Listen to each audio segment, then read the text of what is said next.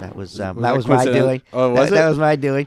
You're sick. They were like, well, we should get this ordinance up and running sometime in April. And I said, well, there's no better date than 4/20. Mm-hmm. So recreational adult use shops can start petitioning to open in Cambridge on April 20th. It's gonna be huge, man. Everyone smokes, you know. And it's that ship has sailed a long time ago. You smoke? Quick question, honestly. That ship has sailed a long time ago.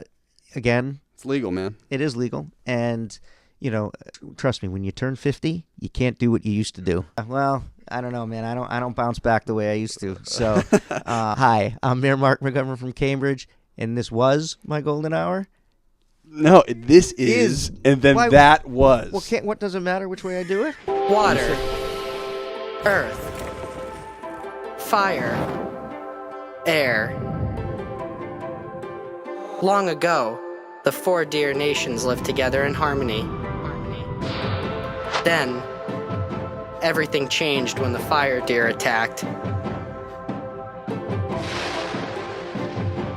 Only Derek, master of all 4 elements, could stop those boys. But when Boston needed him most, he vanished into the enchanted golden deer forest. Season 4.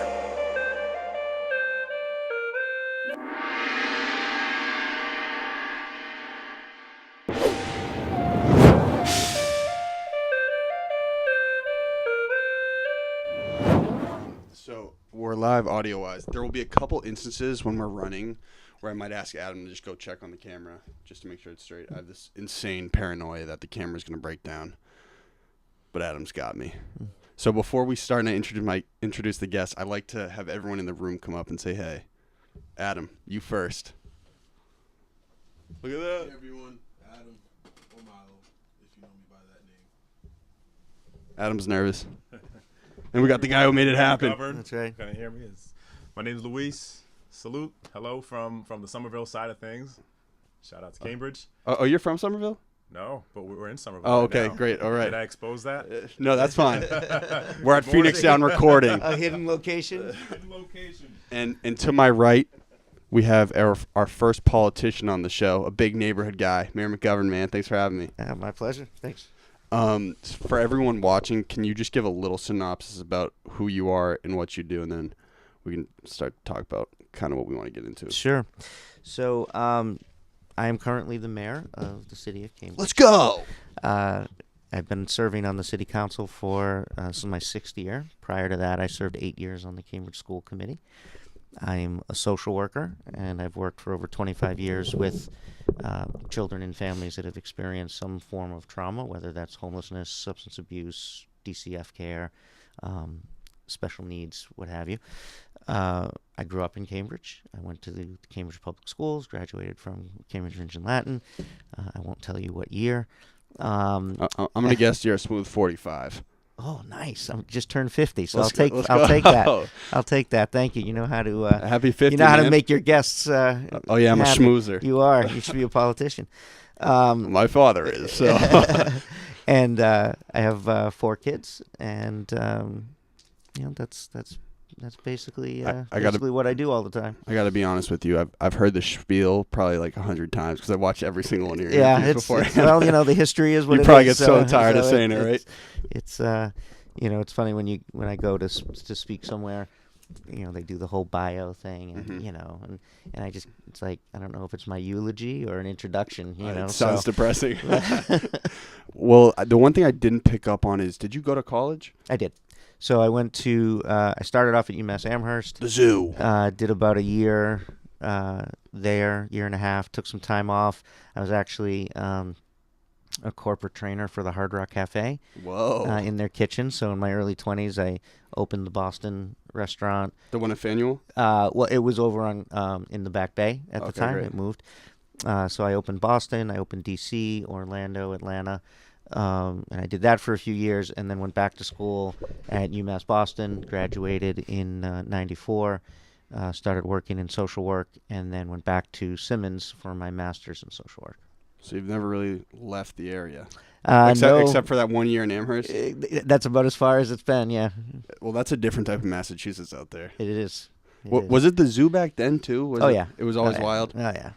Too much. Yeah. It was, couches being thrown out of the towers and, yeah. It's wild. It's just traditionally wild. I've had their big weekends like the Blarney Blowout. Have you heard of that? Mm-hmm. I'm sure you know all of the Massachusetts stuff going on. So interestingly enough, I think this is the first thing I want to. Well, one thing for this entire podcast, what I want to go over is I want to make sure I can simplify the role of what you do and kind of how people our age can be incentivized to vote. Sure. I think I said that in the email, right, Luis? Yeah. I mean, I was slaving over that email, so I got to make sure this is perfect, man. Got to get the mayor up here. No stress. No worries. Just because I think a lot of people our age don't necessarily understand, one, how to get involved, why to get involved, and kind of what you can execute on, what as the mayor you have leverage to do in the city. Yep. And another thing is, I think that people when they run interviews with politicians, like there's this combative nature. I have no interest in doing that. I just want to learn. All right. I'm a good guy, man. I you promise. seem like a good guy. You got Cambridge roots, so you're all right. Yeah, so shout out to my dad. He's proud of me for once. I'm sure it's not just once. Hey, well, this is the only time he said he's proud of me. But hey, Dad, thank you, man. So my dad is second generation Cambridge. Okay. I'm technically third. He's from the Mount Auburn neighborhood. Yeah. Which is, I believe, kind of like a forgotten neighborhood in Cambridge. Would you concur? Not economically. I mean, like, it seems so separated from everything else that's going on. Right. Yes and no. I mean, in some ways, you're right. I mean, it feels more suburban. Actually, my parents divorced. I grew up in Central Square, and I'm a fourth generation Canterbridgian.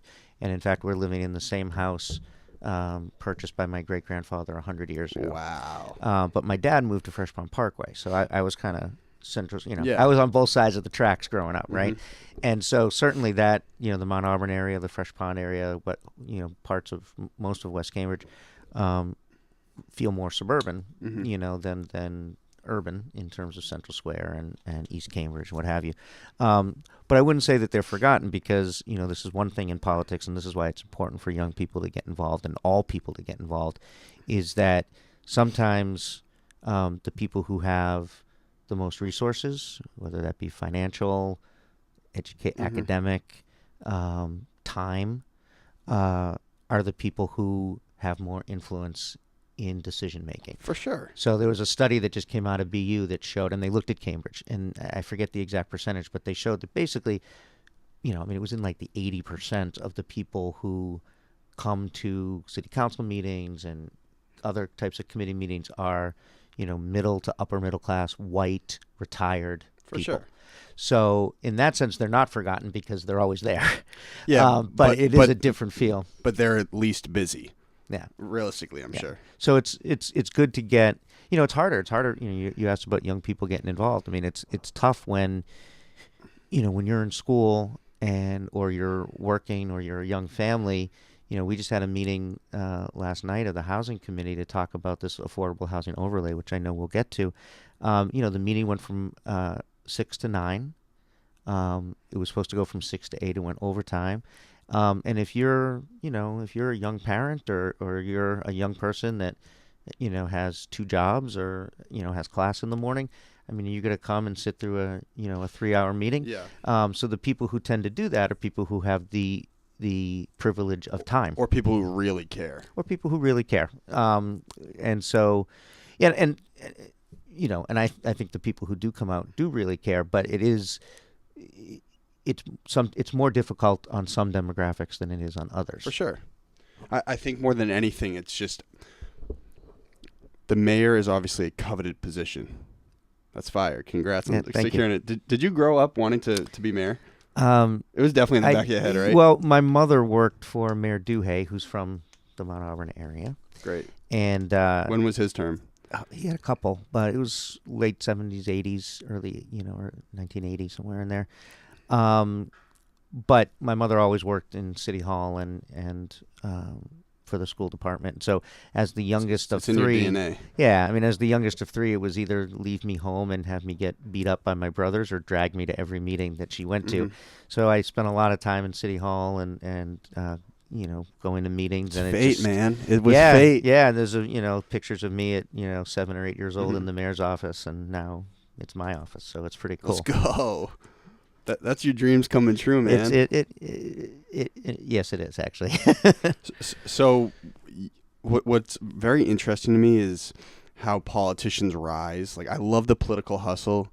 I think another thing I want you to talk about at some point is like how to effectively market a local campaign, because I'm sure it's all hand to hand. But did you know, taking the steps from going to school committee, then to city council, and then social work first, correct? Yes. Did you know that would be an effective route to becoming mayor?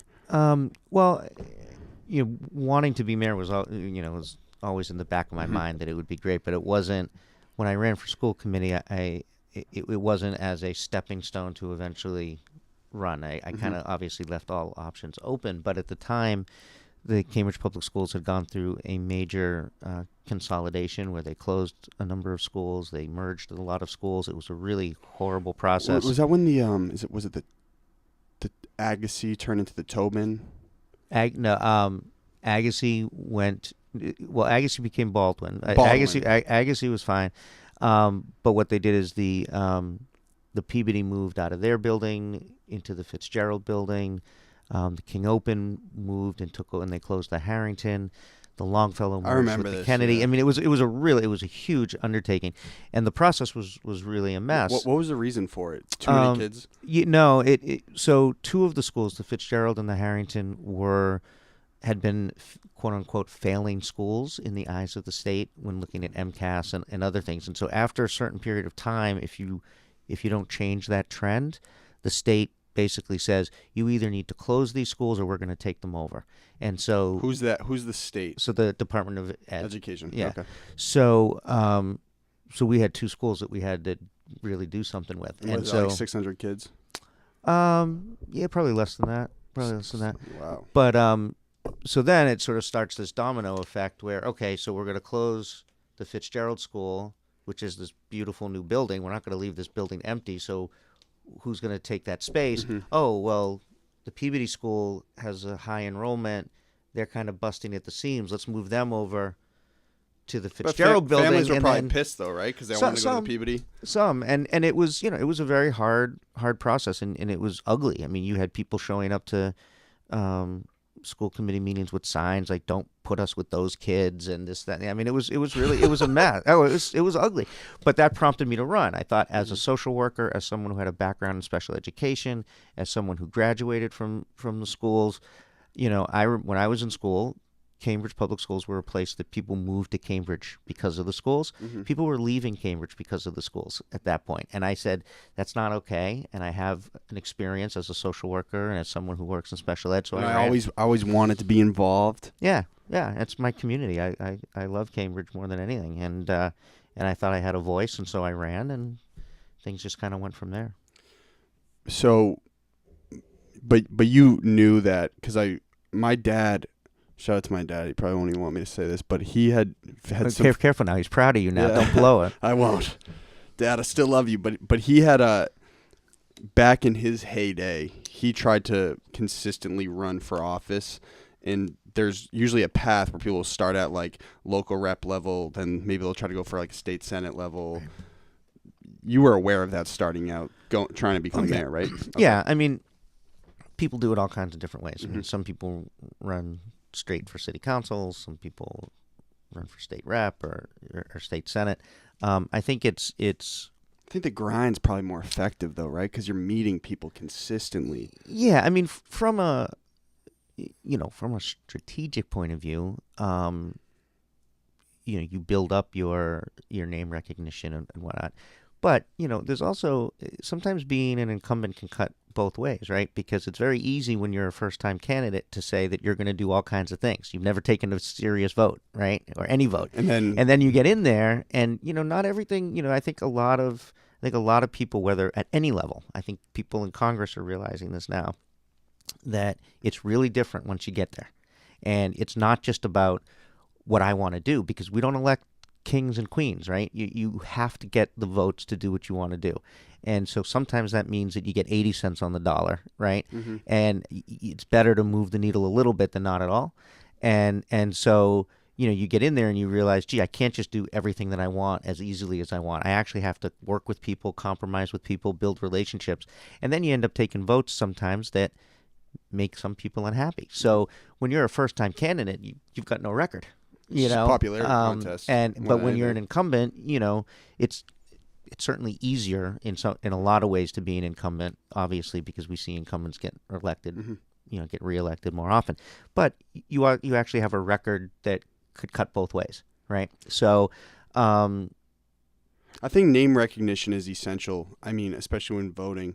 Like, obviously, hey man, you're running for city councilor again, running for city mayor again. I already know this guy, so I'll vote for him. I don't know. I might not have the knowledge of exactly what went on in the city, XYZ, but I understand what you're saying. Like, you're kind of in a game of just pure execution once you get elected, right? Yeah, and it's we just we had a vote last night so as the mayor, I also chair the school committee. Mm-hmm. So we had a housing committee meeting. I had to leave that and go chair the school committee.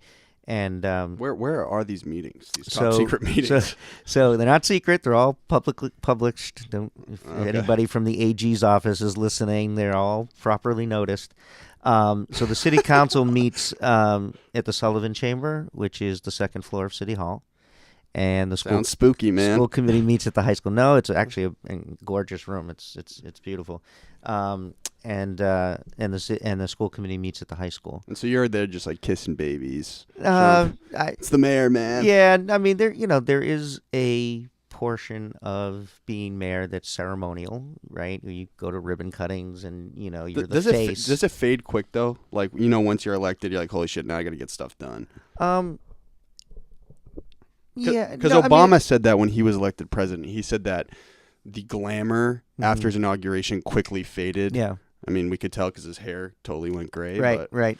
No, I mean, you definitely, there's far more to the job than, showing up at ribbon cuttings and shaking hands. Man. But, we've done a lot of, I think, a lot of great work so far this year. But that stuff is fun too, and so I try to enjoy every minute of it. Cambridge just is a little different than Somerville in the way our political body is set up.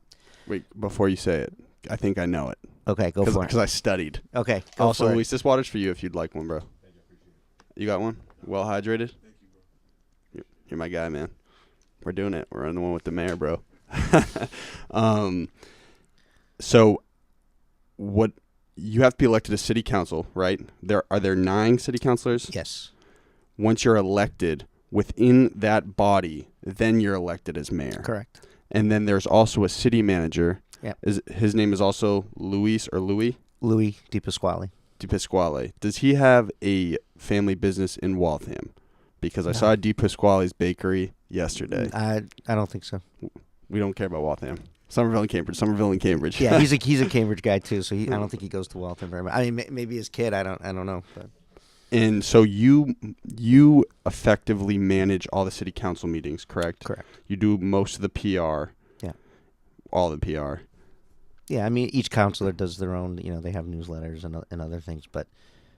And then the city manager also has leverage in most situations? Yeah, so we have a strong city manager form of government. So the city manager runs all the city departments. So the city council can set policy. We do zoning. We do, just municipal codes, general policy. But at the end of the day, the city manager is the one who ultimately makes decisions about what's going to get funded and what's not. So, for example, a couple of years ago when Boston closed the Long Island shelter, it was winter, and I put in a policy order asking the city to fund 100 additional shelter beds in Cambridge because this is a homeless shelter. It's a homeless shelter because there are going to be more people on the street, and the city manager at the time, it was not the current city manager, but the city manager at the time came back and said, no, we're not going to do that. And so even though the council had voted unanimously in favor of doing so, the city manager had the power to say, I'm not going to fund that. So he has the direct access to the budget? Yes. Okay. Yeah. We ultimately approve the budget, but he is the one that puts the budget together. So it's this give and take. But so nobody runs for mayor in Cambridge. So unlike Somerville, where Joe runs, every couple of years and gets elected as mayor, that doesn't happen in Cambridge. And so what tends to happen, I think it's been close to probably 16 years, maybe close to 20 years, that we've actually had a mayor that has served 2 terms in a row, because it tends to rotate through the council. So, I'm currently the mayor for this term. Let's hope you get the next one, man. There's nothing there's no rule that would prevent me from getting 2 terms in a row. It's Is just that the my max? colleagues. 2 terms the max, No, though? no, there's no term limits. It's just, my colleagues would have to, vote for me. And, given that it's been 16 to 20 years that anyone has done that, it would be unusual. But I certainly think we're doing a fabulous job. I think, We've really tackled a lot of important issues facing the most vulnerable people in our city, and I'd love to stay another 2 years and continue that work. 2-year terms are tough. They're really not a lot of time. So you're saying consistently the mayor rotates? Pretty much. Okay. Pretty much. So we'll see what happens. But first I gotta get reelected to the city council. That's the first step, and then. Okay. Right. So you run for city council, and we're all citywide. So Somerville has districts or wards.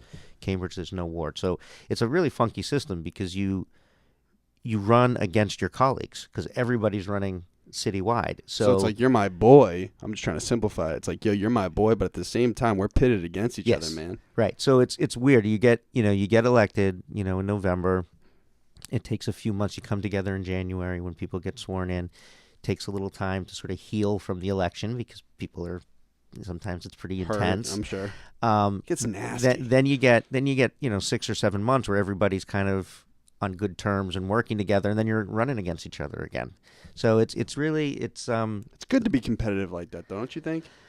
It's like who can get the most done in that type of system. But you got to work together, and what tends to happen is you start to see that sort of once the calendar switches into the election year, so it just happened in January, you start to see people being sometimes trying to posture more to get more attention, right? And we have elections that in the last couple of elections, so we elect 9, so between 8th place, 9th place, 10th place, and 11th place. So the 2 winners and the 2 losers are sometimes separated by 20 votes. So, if you have a group of 15 and you come into a city councilor around election time and say, I want you to, put in an order to paint the streets blue because blue is a calming color and it will reduce, road rage. Make the city look sick. That counselor's going to be like, oh, those are 15 votes that I want to covet because that could be the difference between my winning and losing. Wow. So it's really there's a downside to 2-year terms. So it gets ugly on the local level sometimes too. It does, unfortunately, because we're all, we all care very much about the city. We all work hard. How much is ego? I've been talking about it almost every podcast, but it's common knowledge that ego is really prevalent in top level politicians. Does it start to creep in at a local level too? Yes and no. I mean, I think you have to have some ego to say, for sure, gee, you should put me in a position to make decisions for all of you. I'm your guy. Right. So, well, people want that too, Yeah. So you have to have a pretty strong ego, because if you don't believe in yourself and what you stand for, it's a tough place to do business, as Cambridge and Somerville. There's no shortage of experts in every area, and people get nasty. So if you're not confident in yourself, you're going to get chewed up. But on the other hand, we're local. This is local government. These are people that, you can't walk down the street without people stopping you. And so it's not like you're removed in the way that senators are removed, or certainly presidents are removed. And also, though, in your defense too, Cambridge is a wild city. It's like, is it 110,000 people? About, yeah. And it's just one of the most eclectically diverse cities. I don't know if this is a statistic, but in the country, I know it's like a top 10 most densely populated city in the country, right? Yes. And so you have to manage. And so Somerville, by the way. And it's funny, Somerville is more densely populated than Cambridge at night and Cambridge is more densely populated during the day. Our population doubles during the day because of jobs. Because of jobs. Somerville doesn't have the commercial market that Cambridge has. So there are a lot of people living in Somerville that come to Cambridge to work, but they go home at night. So we flip-flop. Listen, we may be in Somerville. What's the mayor of Somerville's name? Joe Curtatone. Joe, shout out to you. Yeah. Thanks for What's having up, us. Joe? But I'm from Cambridge, man. That's where I grew up. Those are my Well, roots. you should get Joe on here. Joe's a good guy. We'll do. Actually, we'll get you both up here. Yeah, that'd be great. Good debate. Political debate. That'd be huge for the show, man. Well, we agree on a lot of things. I don't know how much we'll be debating, but it'll be some good-natured fun. Is there a secret mayor society? No, not really. The Illuminati. Yeah, no, nothing like that. So when you say that Cambridge jobs double, so before I was hyping this episode up huge online. You guys got to follow me. I was like, the mayor's coming up. Let's go. I had asked everybody who follows me questions. Say, what would you like me to ask the mayor? Yeah. I'd also like to know, how did you, and you were in city council at the time / school committee, somewhere in that range, how did Cambridge usher in this massive tech boom? Yeah. So Facebook is in Cambridge, right? Facebook, Google. Amazon, Google, Microsoft. And this is all in Kendall Square. There's Yeah. these biotech companies, some of the Yeah. smartest people in the world. It is the highest concentration of biotech companies in the world. Why? And it's new, right? I mean, relatively, it's been growing over the last 20 years or so, maybe a little bit more. So, really, sort of the history of Kendall was that it was the manufacturing section of the city. So you had a lot of factories. Cambridge was one of the top candy factories in the country. Whoa. We were the number one fire hose producing city in the world. Let's go! Yeah, you gotta love that. In fact, a little trivia for you that do you like Junior Mints? Adam? Well, to be honest, Junior Mints? I've been fasting. I'm trying to lean out a little bit. Yeah, But yeah. Okay. Well, Junior Mints, those little yeah, they're made get by them in movie theaters. They're made by the Tootsie Roll Company, and the only Tootsie Roll factory that makes Junior Mints is in Cambridge. So every Junior Mint is made in Cambridge. So there you go. That is a fun there's fact. little bit Whoa. of a little. Where use, is that? Use that at dinner parties. It's on Main Street and just outside of Central Square. So Wow. anyway, so Kendall was the manufacturing center. In the early 60s, the government took a bunch of Kendall Square by eminent domain because it was going to be NASA under Whoa. JFK. That would have been a different story. It would have been a whole different story. So then when JFK was assassinated and Johnson became president, he moved it to Houston. So now you've got, where Cape NASA's Canaveral yeah. and in Houston. So that left Kendall Square with just a lot of dead space, right? And then manufacturing kind of started to leave and, places started to close down. And Kendall Square, when I was growing up, was really a dead neighborhood. You had a department store there, Leechmere Sales, and you had a couple diners, but basically there was nothing it just there. went up. And then there were a couple biotech companies that decided, because of its proximity to MIT and Harvard, said, hey, and land was very cheap then in Kendall Square, let's settle in Kendall. And then there was a real effort that Cambridge formed the Cambridge Redevelopment Authority, whose job it was to revitalize Kendall Square. When is this? Like, what years is this? I want to say it's mid-'80s, late 80s. But when I say this boom, like, it seems like the last 10 years Yes, it got really popping. Yeah, it's been, yes. Exponential growth. For sure.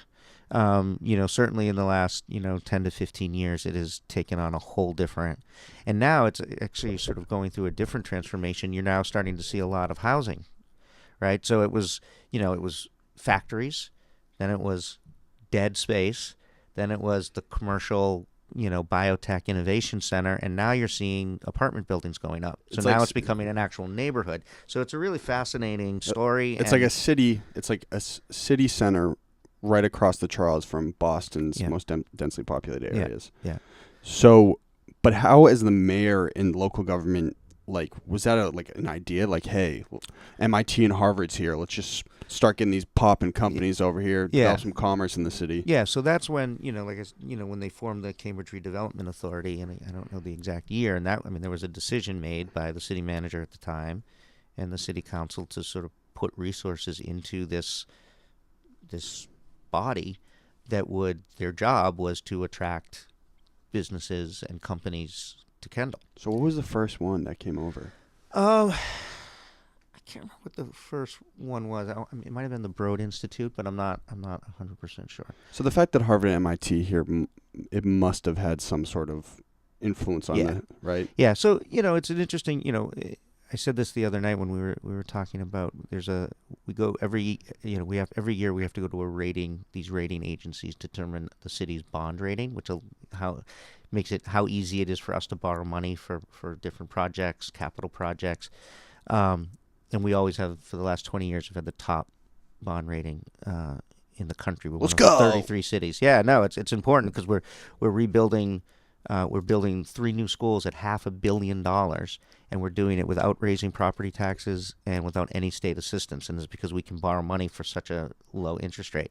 But anyway, Harvard and MIT. I mean, of course, Cambridge wouldn't be Cambridge without Harvard and MIT, but Harvard and MIT need Cambridge too. And there have been times when, despite having Harvard and MIT, Cambridge didn't have a lot of money.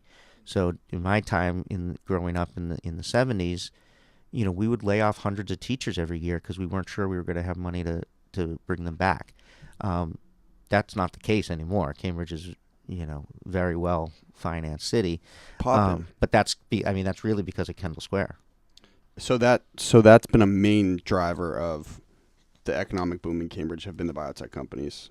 Absolutely. For the rest of the city. Right. And so was this like 20 years ago, 10 years ago, there was a group of people saying like, hey, we're going to market this as a good space for these businesses. Yep.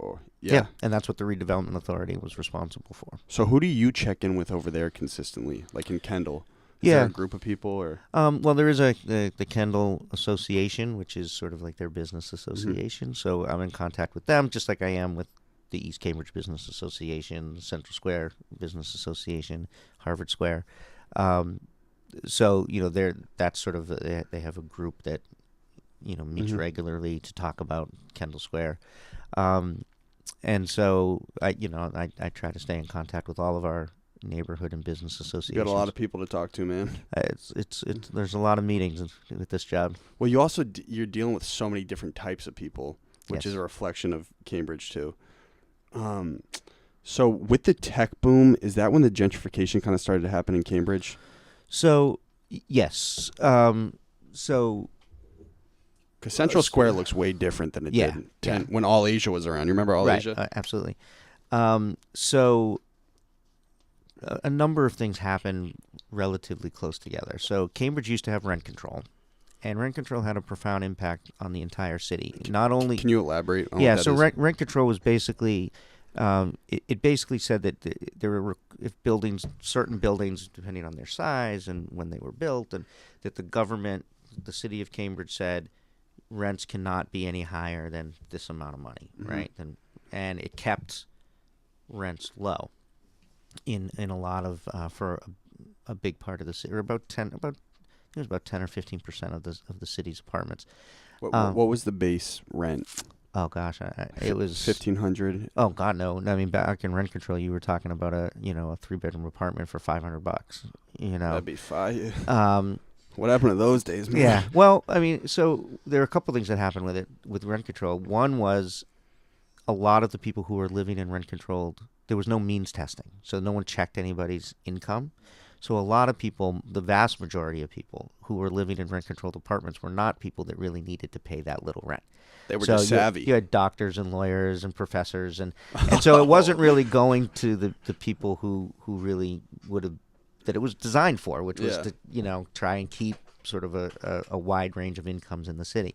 So that was a problem with it. But then also, when you're a landlord and you're not getting a whole lot of money in rent, you can't keep your house in good shape, right? So it led to a lot of the housing was not in good shape. It sort of crushed the whole market, right?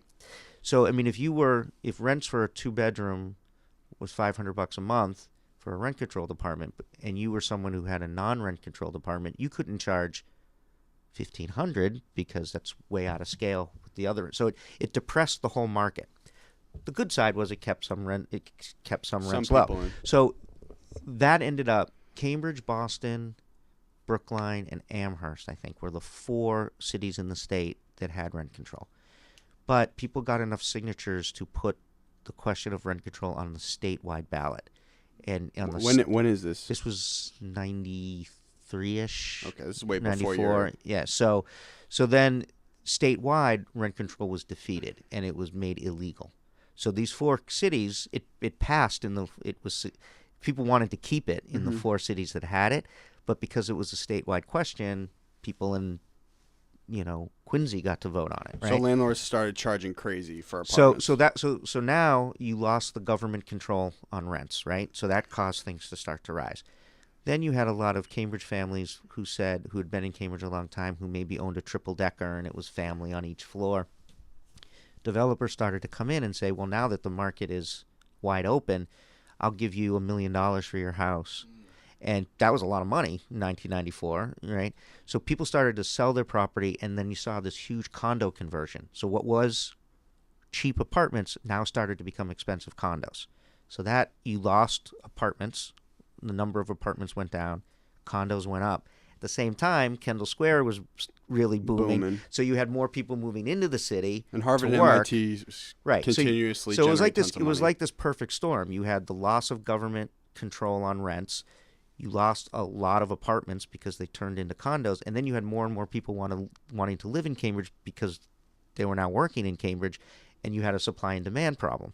You had more people who wanted to live here than you had apartments for, and it's not rocket science that when that happens, prices go up. So that's what started the whole craziness that we're seeing today.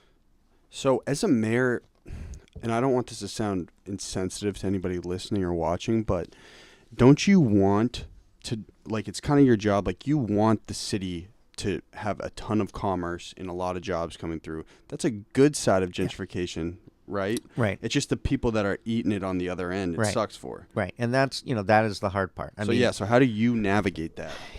It's not a perfect science. What I try to say is that I want developers to scream but not run away. And what I mean by that is I want to squeeze these companies for every community benefit we can possibly get from them. But at the end elaborate. What would a community so a community benefit would be, so MIT just got this huge 10 acres of land in the middle of Kendall Square. And they came to the city council and they said with their plan to develop that property.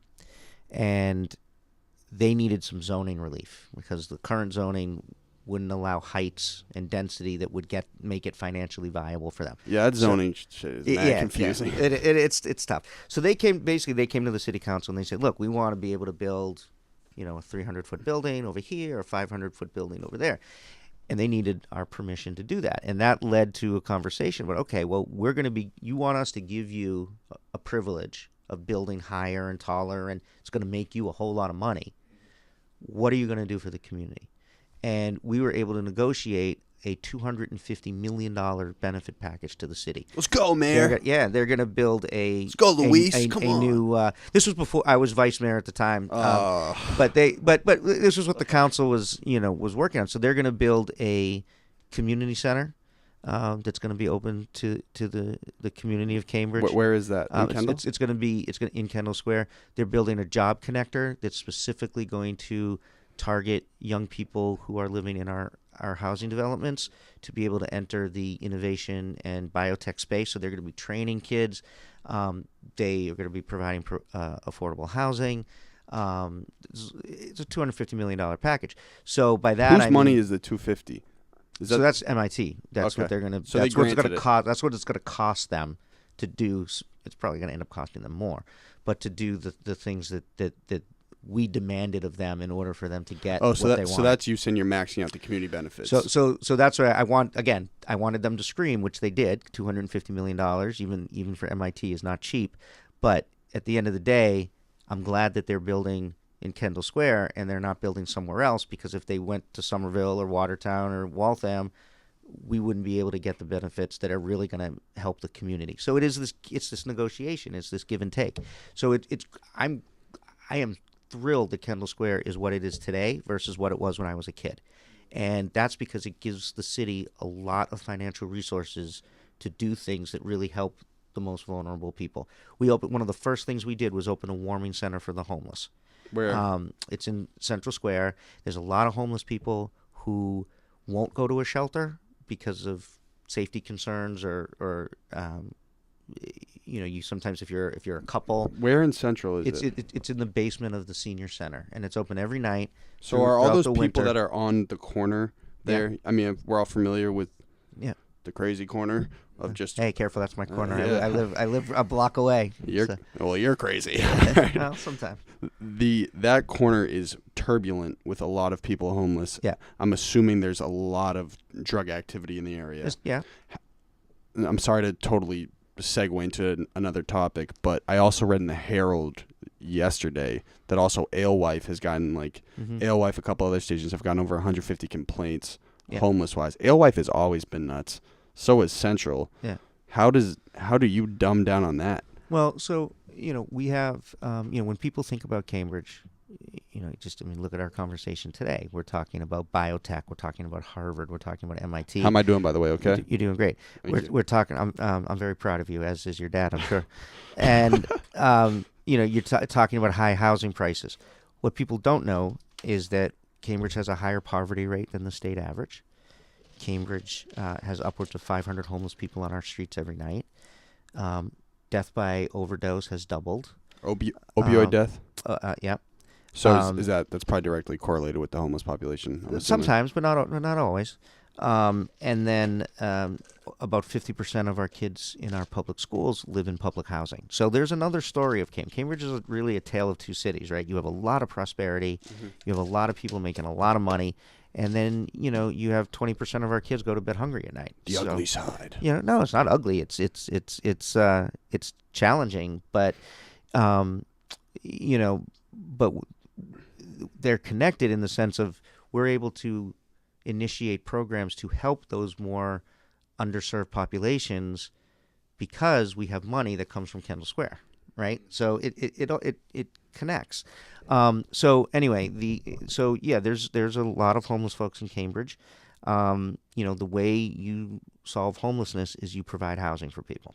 Or jobs. But, we have a housing first model. We believe, and the research shows this, that if you get somebody shelter, if you get somebody stable housing, it's much easier to do the other stuff. You cannot get someone a job if they're sleeping out in front of 7-Eleven, right? Where's their mailbox? Where's their shower? I get what you're saying. People got to shower, clean themselves. Where's their civilized. Their dignity? You got to get people into homes. People, the first thing we need to be doing is providing homes for people, and that's why my number one issue is really focused on affordable housing and bringing more affordable housing to Cambridge. And believe it or not, even in a city that claims to be the most progressive city in the most progressive state, there's a lot of controversy about building more affordable housing. There's a lot of people who don't want it. My question is, how effective is getting homeless people houses? Because you probably have to do a lot of behavioral testing and psych testing on a lot of these people that are probably, a lot of them are mentally ill. Yeah. So there's all different types of housing. And homelessness covers a huge range, right? You certainly have people who are homeless because they're mentally ill. You certainly have people who are homeless because they're struggling with substance use. You have. I'm referring to Central. I know that's the common case in You have Central. women that are homeless because they're escaping domestic violence. You have people that are homeless because they lost their job and they had no savings. The vast majority of people have no money in the bank, right? So there's a wide range of reasons why people are homeless. You have a lot of youth that are homeless.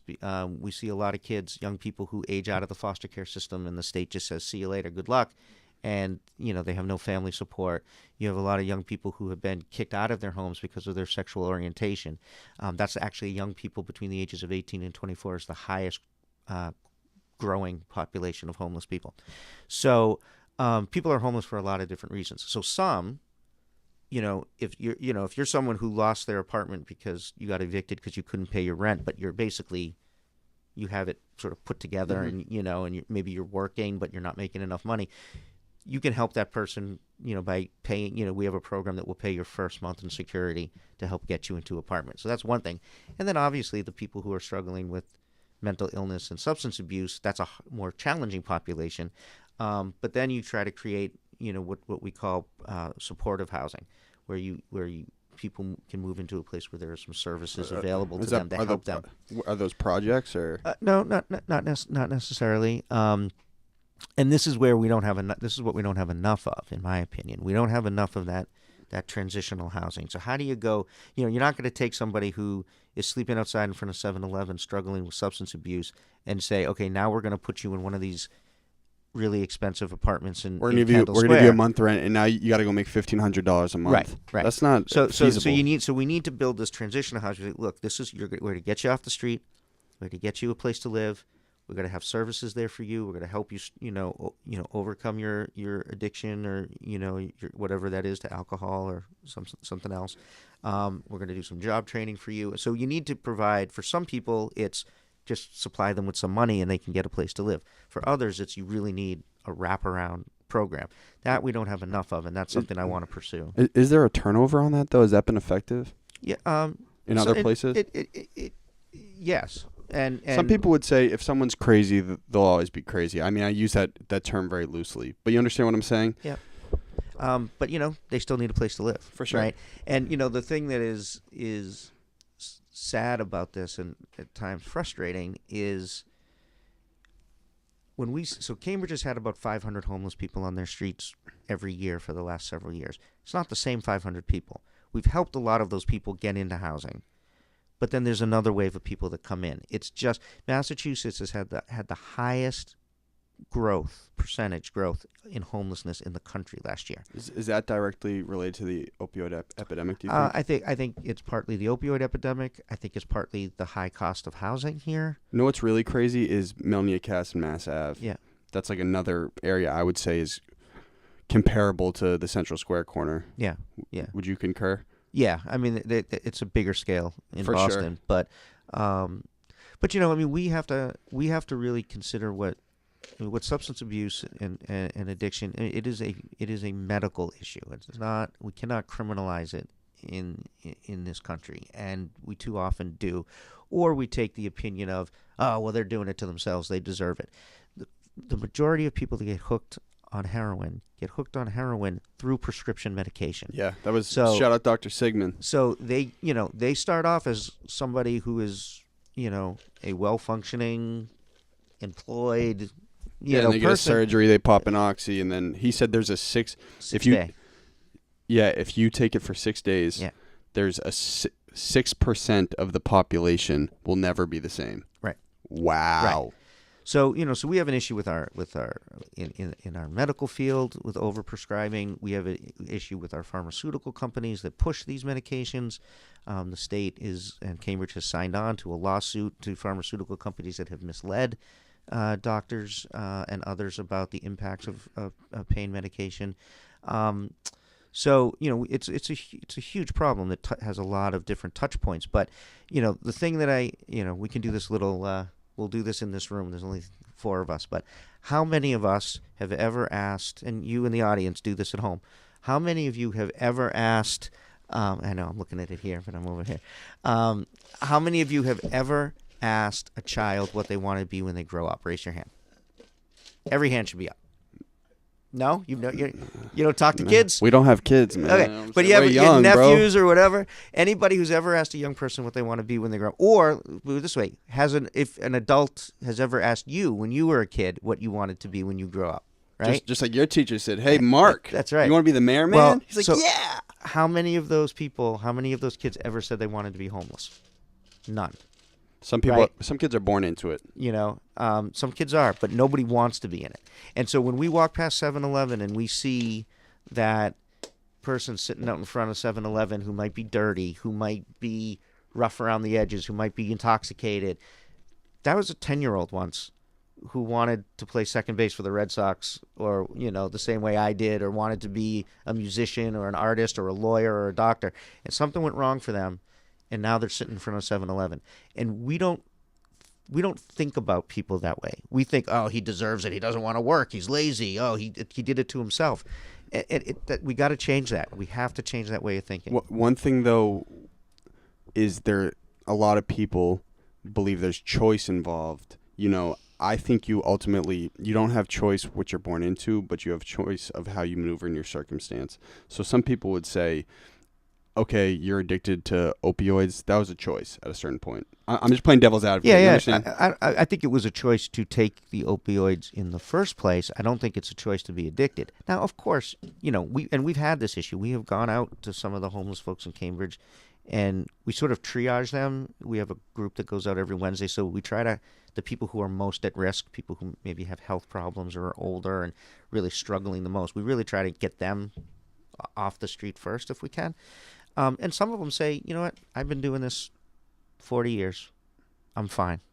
And that's a choice. I've seen some regulars in Central. Yeah, I'm I mean, sure you see some of the same that people. is a choice. But too often, it's not a choice. And it certainly wasn't a choice at the beginning. And I'll tell you, spend a week on the street getting abused physically, sexually, getting robbed, not knowing where your next meal's going to come from, and your mental health decreases pretty damn fast. For sure. And so a lot of these people were not as mentally ill as they are now. And we got to remember that back under Ronald Reagan, back in the 80s, they closed all these mental health facilities, right? So there used to be state hospitals, right? Now, they were horrible in a lot of ways, and so I'm not saying that they were necessarily the answer, but you had people that were living in these facilities and they weren't on the street. They closed them all, and they just, with no services, they just kicked all those people out and put them all on the street. And that was a political decision that caused a huge problem. Could you institute a sense of counseling in a lot of the shelters you're trying to build? Yes. Is that a plan? Yes. So Cambridge, Adam, you want to check it? How we doing? Great. So Cambridge, unlike Boston, and I don't think Somerville, I think Somerville's more like Cambridge, we don't run any shelters ourselves. The city of Cambridge does not run a shelter. Boston has their own shelters, and then it's mostly nonprofits. Mm-hmm. So the Salvation Army has a shelter. We have there's a shelter on Albany Street, right? Is it Rosie's Bakery right in Inman? Is that still there? No, Rosie's been gone for a while. I don't know what that has to do with a shelter. Was there a shelter in Inman's, or am I crazy? There was no shelter in Inman Square that I know of. Also, shout out to Gil at the Lily Pad. You know the Lily Pad? I do know the Lily Pad. Shout out to Gil. Yeah. So Cambridge doesn't run shelters itself. We work with nonprofits who run shelters. So it's we in some ways because we contract with them, we have some influence over them, but at the end of the day, we don't run them. We can't tell them what to do. So we do work collaboratively with them. So how do you get leverage in a situation like that, though, saying, yo, homelessness is so bad, I want to be able to get some money from taxpayers or grant or whatever and pump counseling into these shelters? Yeah, so that would be something that, that would come through a policy order from the city council, right, to ask the city manager to look into funding, counseling programs. Now, I mean, we do there's some of that already happens. But we have a multi-service center that is there to help people sort of navigate the system and get them into housing and get them into jobs. Homeless people can get their mail delivered there, which hard to apply for a job if you don't have an address, right? So we allow them to use the address at this city-run center. We have the warming center for people who can't get into shelters or won't go to shelters. But again, that's a $300,000 investment every year, which, when I went to the city manager and told him I wanted to do this, money was not an issue. And, when you live in a city that can write a check for $300,000 without blinking an eye, that's a city that's very well financed. And again, it comes back to being well financed because of the commercial industry that we have in the city. So, I get it. So Kendall Square has caused some stress on the city in terms of the gentrification and rising housing prices, and we have to deal with that. But the flip side is it's also put us in a position where we can do things that other cities simply cannot do. And that's a benefit. Money rules all, man. Well, money's important. I mean, you can't. It's essential. I mean, I know there's this it's sort our of system, man. I mean, I know there's this, feeling that, money is bad, but it costs. You want to build a homeless shelter. No one's doing that for free. Yeah, absolutely. And if you don't have the money, if you're, if you look at cities like Holyoke and Springfield and some of these cities out west, Lowell, Lawrence up north, that used to be major manufacturing cities. Manufacturing went away, as it did across the country, and they haven't been able to rebuild their commercial infrastructure. And they are cities that are having a hard time, funding the things that they need to fund for their community. And so question, sorry to interrupt. Does it stress you out when people ask you about gentrification? Because it's like shit, excuse my language, it's like shit. I'm doing a lot for this city, and I'm not trying to, I don't want everyone to be shafted. Right. But it's just a tough line to navigate. It is a very difficult line. It's a very difficult balance. So one of the things, I'm just trying to get a sense that a lot of these major issues are all kind of interrelated. Yeah. So here's something I wanted to touch on, this affordable housing overlay district. Okay. Be very transparent because I'm learning here. Okay. So basically, affordable house. So this is something that the city council is currently talking about, and what this would be, it's called a citywide overlay. What it means is there's basic zoning, right? So you can build 35 feet in the Mount Auburn neighborhood, right? Stay out of the Mount Auburn neighborhood. Well, that's part of the problem. So you can build a building that a house, triple decker, whatever, that's 35 feet, and you can do that by right. You don't have to ask special permission. That's what zoning allows. Case in point, that massive tower right across from the Middle East. No, that's different. Okay. So that's what can be done by right, right? Zoning allows you to do that. We're talking about putting what's called an overlay. So it's zoning that sort of sits on top of the zoning that's already there, that says if you build 100% affordable housing, we're going to let you build 45 feet or 50 feet in those neighborhoods. Oh, so you're incentivizing We're developers. incentivizing affordable housing. Because Has it been effective? Well, we haven't done it yet. This is what we're discussing now. And because it is very difficult, because of the gentrification, because Cambridge is such a desirable place to live, the cost of buying a house or buying land is ridiculous, right? So here's an example. There are 6 houses being sold right now as one parcel. There's one owner, these 6 houses on Frost Street. It's up between Porter Square and Harvard Square. And they are on the market for $19.5 million. A piece or total? No, total. Okay. So, Adam, what do you think we should rent no, over there? Let's start passing the hat, right? So under current zoning, so I inquired if the city could buy that property, right, and partner with an affordable housing developer and build some affordable housing there. Under the current zoning, given the number of units we would be allowed to build, it would come out to about $800,000 to $900,000 per unit, right? Which is too expensive for affordable housing developers. You got 900 racks on you ready to go, man? So, and that's only to acquire the property. Forget construction costs and everything else. So you're probably talking about $1 million per unit. So the city, it's that is far from affordable. It's too well. That's to buy the property. Then you got to build these units. So that's too expensive for the city's blood, and it's too expensive for an affordable housing developer. However, if we had the overlay, and affordable housing could build higher, 15 feet higher. We're not talking towers. We're talking going from 35 feet to 50 feet.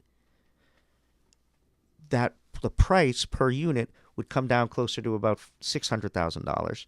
Now an affordable housing developer could bid on that property and get it. They can't touch it now.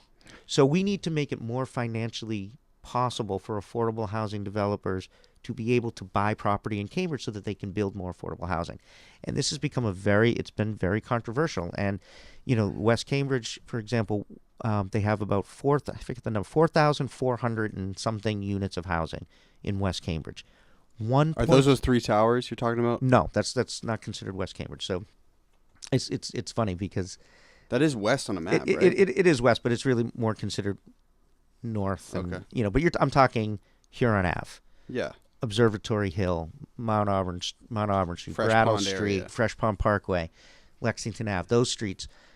1.7% of the housing in that neighborhood is considered affordable for low and middle income people. 1.7%. And part of the reason for that is that the zoning doesn't allow an affordable housing developer to buy anything there because That's can't well make below the the state finances average, work. right? Oh yeah, Cambridge. The average in Cambridge is just under 15% of affordable housing. Is that below the state average?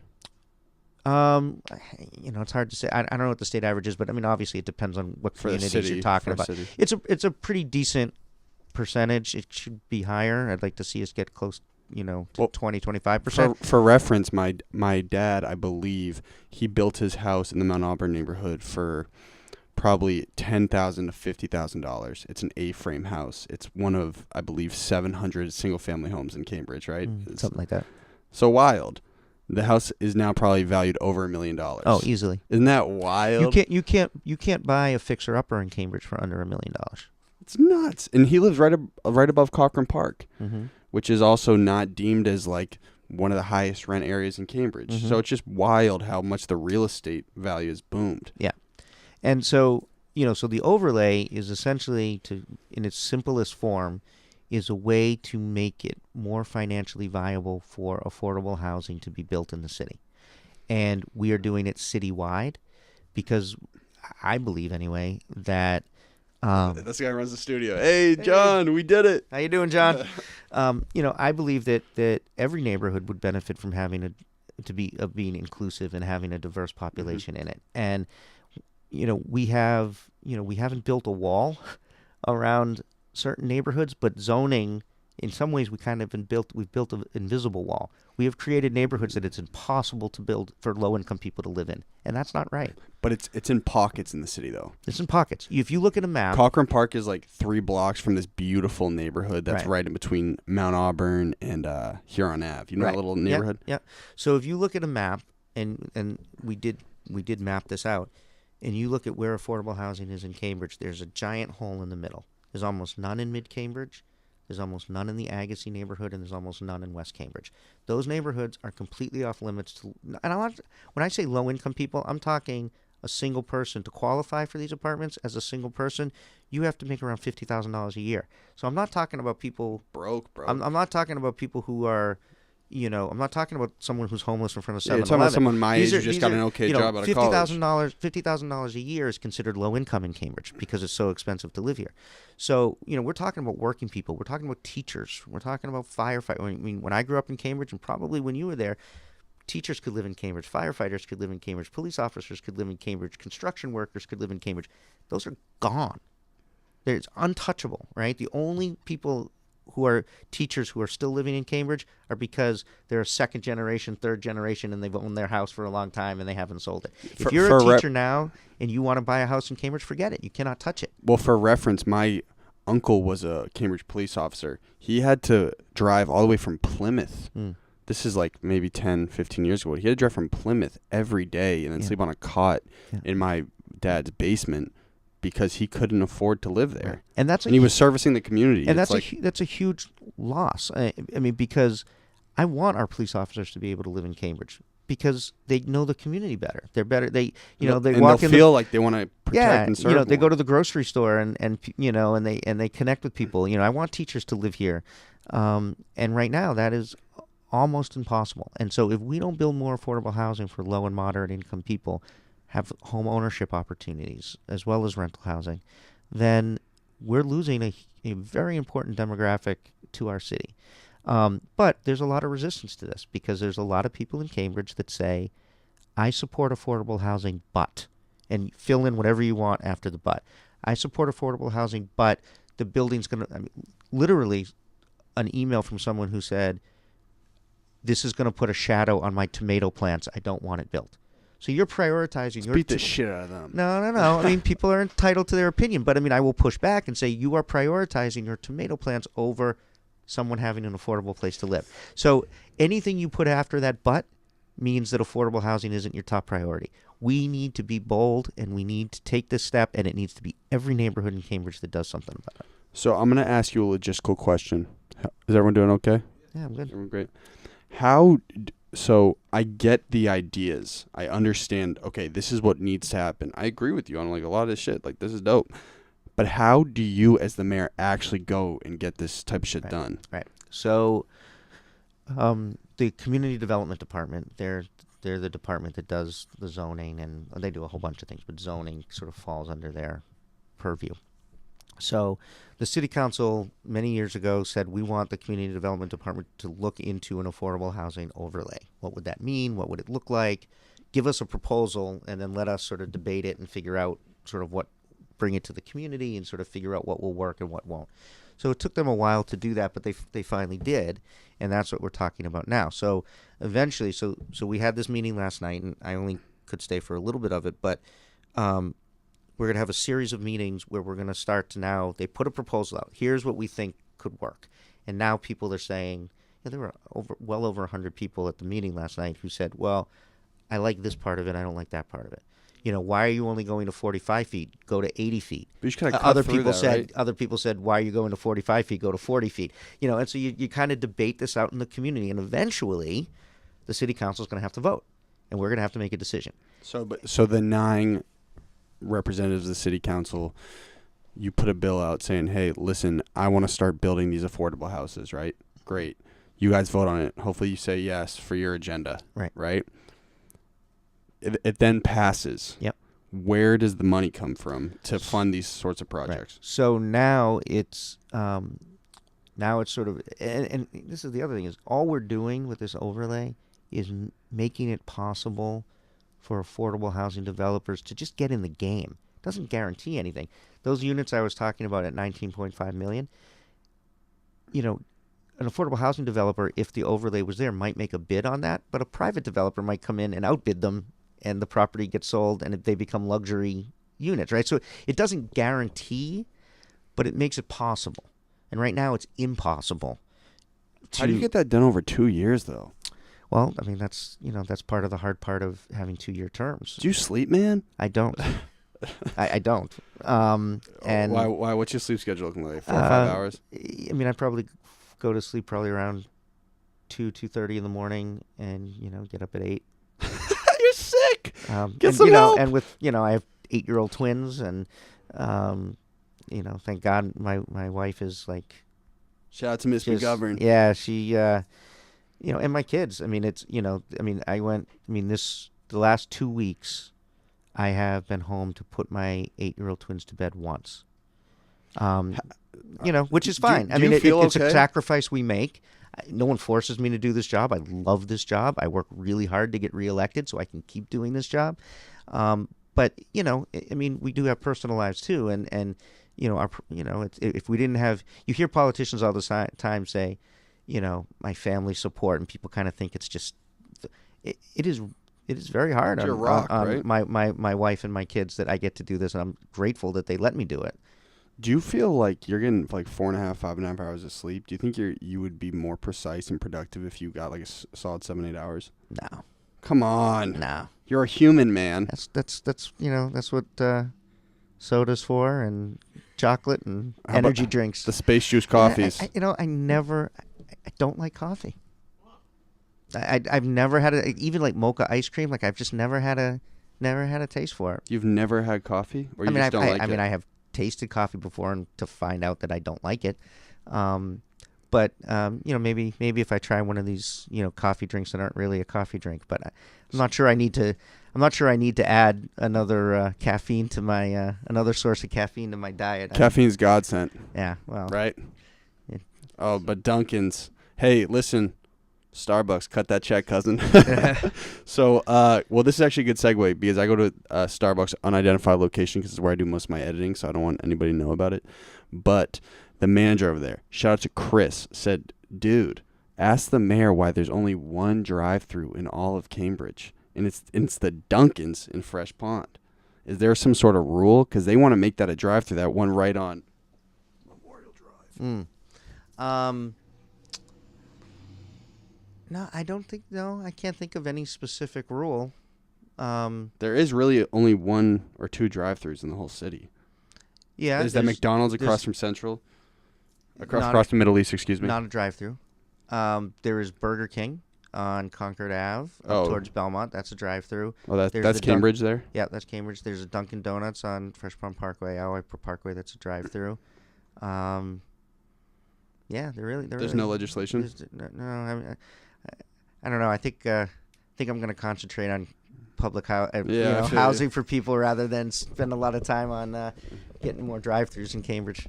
So. Hey, man, we're trying to win votes out here. We're trying to get people out of their cars, so it's probably good they have to walk. Yeah. Hey, anything for a vote.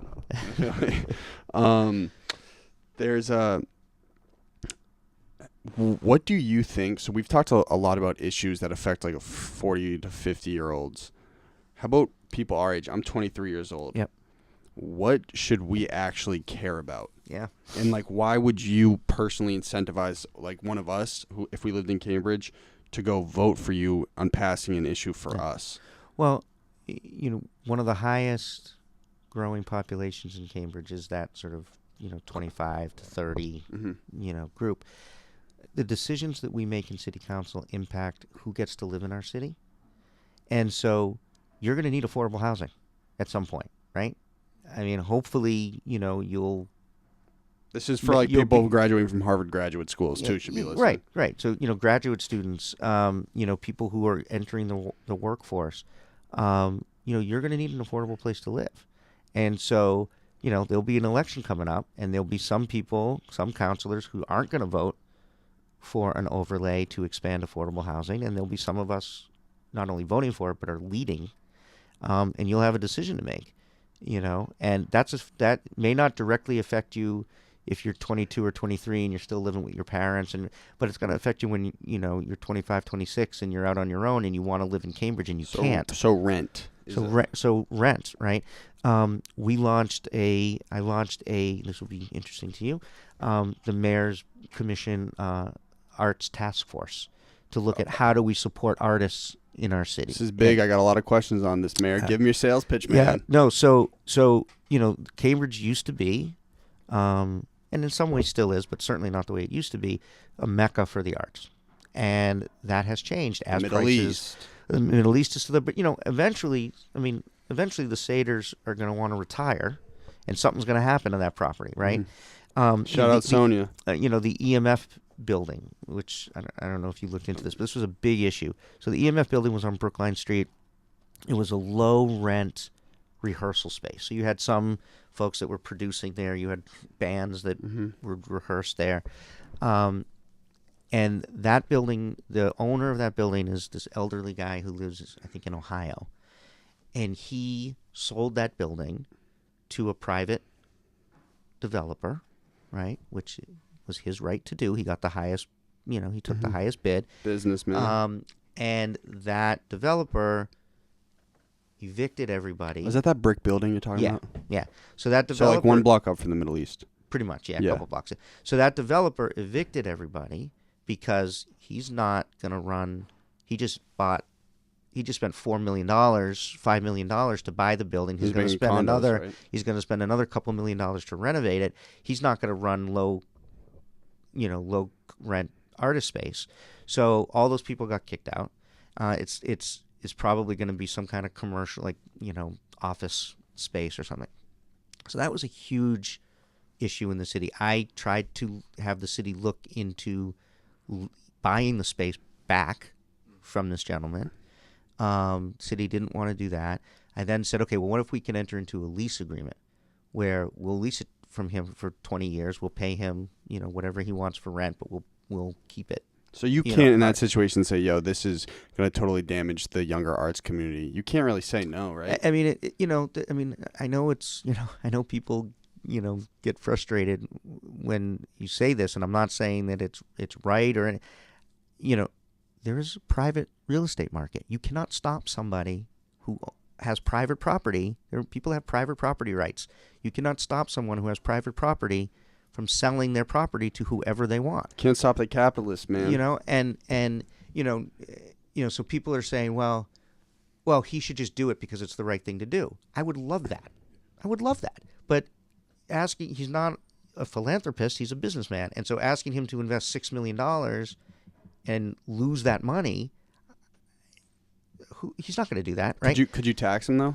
Well, he will. I mean, he'll pay taxes. And just grab some of that bread and You throw know, it so into an art so center? so I asked the city to first I asked the city to see if we could buy the building. That was a no-go. Then it was, could we lease the building? The city went in. They did an inspection. The building was in really rough shape. This is one of those issues that there's a conflict between the council and the city manager. So the city manager looked at it and basically said, we would have to invest, too much money in getting the building up to code. We're not going to do it. I wish the answer was different to that. I tried to push for that, but at the end of the day, it's the city manager's decision. So those folks all had to go somewhere else, right? So what came from that, though, what I could control as the mayor was I said, let's put a task force together of local artists, an elected official, Councilor Alana Mallon, who's on the city council. I put her in charge of it.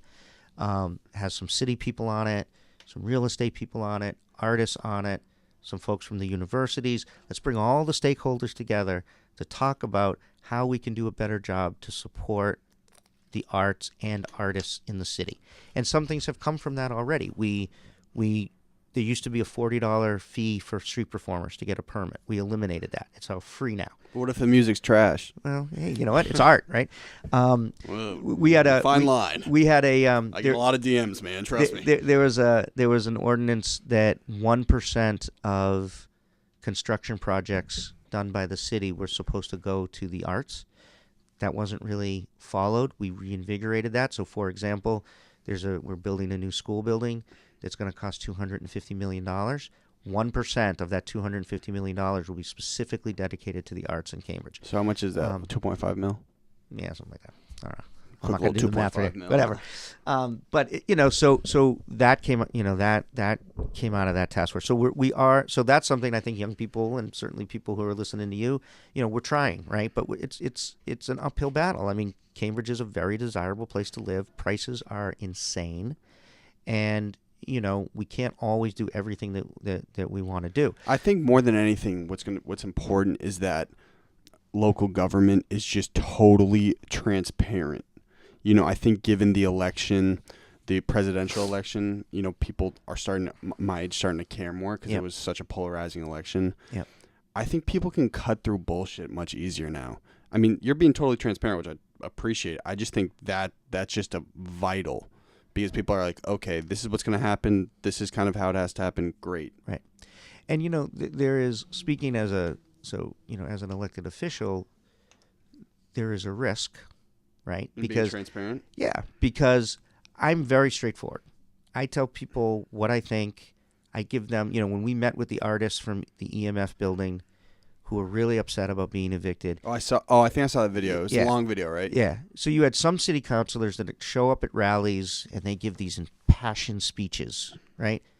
But they did absolutely nothing to try and save the building. They gave a great speech. And a lot of those folks loved those councilors because I was very straight with them. And I said, here's what we're going to be able to do. Here's what we're not going to be able to do. And they were less happy with me, even though I was actually the one who was trying to do something to actually help them. But I didn't blow smoke up their butt. I didn't lie to them. I said, look, I can't, these, and that, now a lot of those folks are not happy with me, right? I could have played the game. I could have, told them things that weren't true. I could have promised them things that I couldn't deliver. I could have. Bad business, man. But that's not honest. That's not honest. And so. But there's some times where I've noticed that if you want to be persuasive, you do as a politician have to bend the truth a little bit. I think there's a difference between, there are certain things you focus on, maybe more than others, that support your position, but you got to be honest with people. You also don't want to fearmonger people, though. You know what I'm saying? No, and there are people that do that on the other, people who do that too that are being dishonest in a different way. And we're seeing a little bit of that in this overlay conversation. You've got some folks that are putting out flyers saying if this passes, there's going to be a 19-story building built on Concord Ave. It's 45 feet. Like that's just a straight out lie. And meant to scare people into coming out against something. That's not good either. So we all have to be honest. We all have to be upfront, even if what we say is not going to make us the most popular. But I'd rather, have someone who's telling me the truth. But again, as an elected official, that's a risk, right? Because Well, people, for instance, people don't like to be told things they don't want to hear, even if it's the truth. Well, for instance, also, like, I also don't want to get totally grim with things, but, like, there have been murders in Cambridge frequently. You don't want to go about it on a press end being like, there might be someone out here who could kill you. You don't want to inject fear into the market. You know what I'm saying? Yeah, but you be honest with people. I mean, Cambridge crime is at a 60-year low in Cambridge.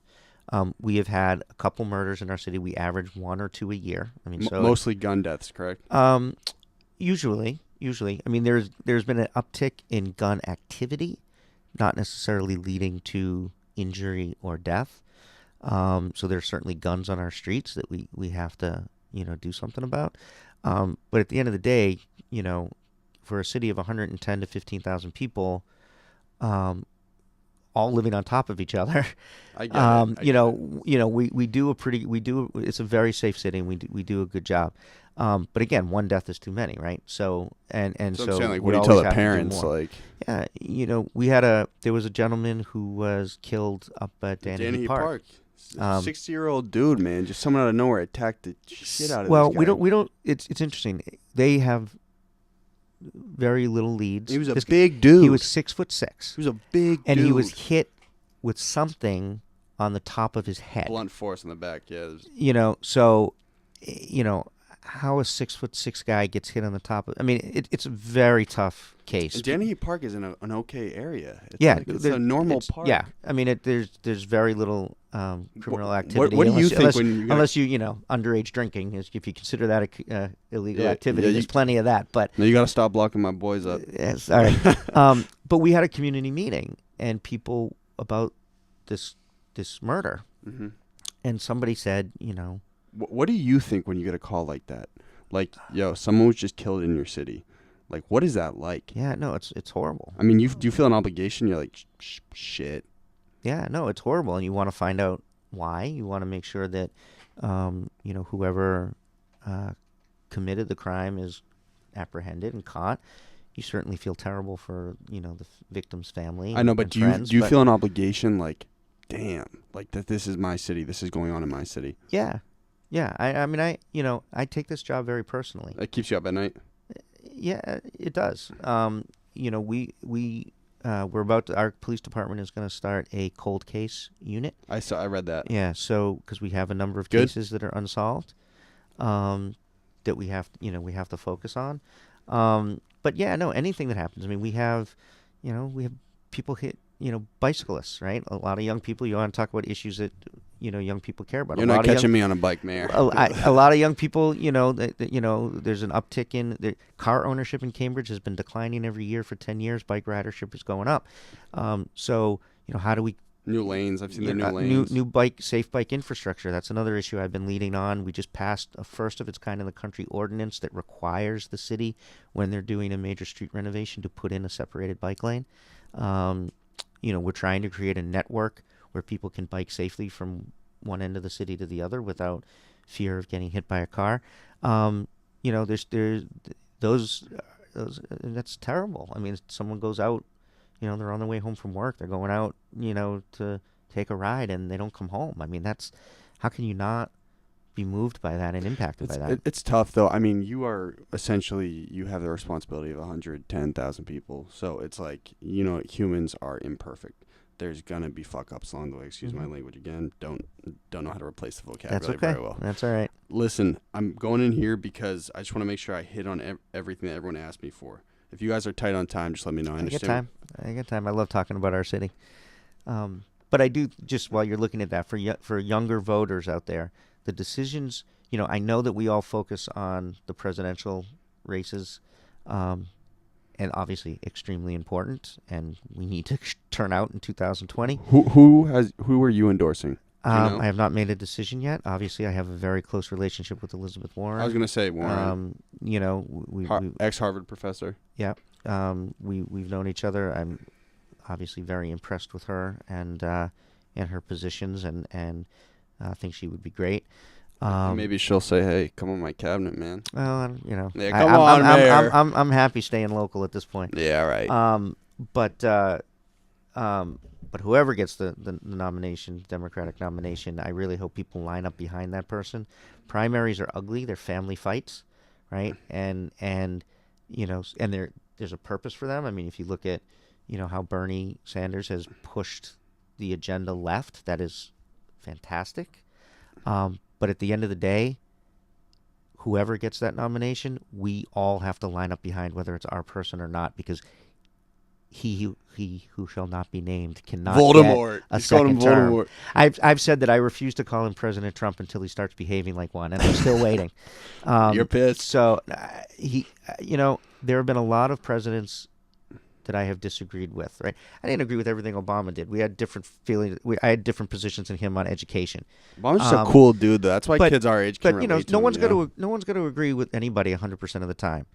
Donald Trump is a truly evil human being, in my opinion. Yeah. This isn't just about policy difference.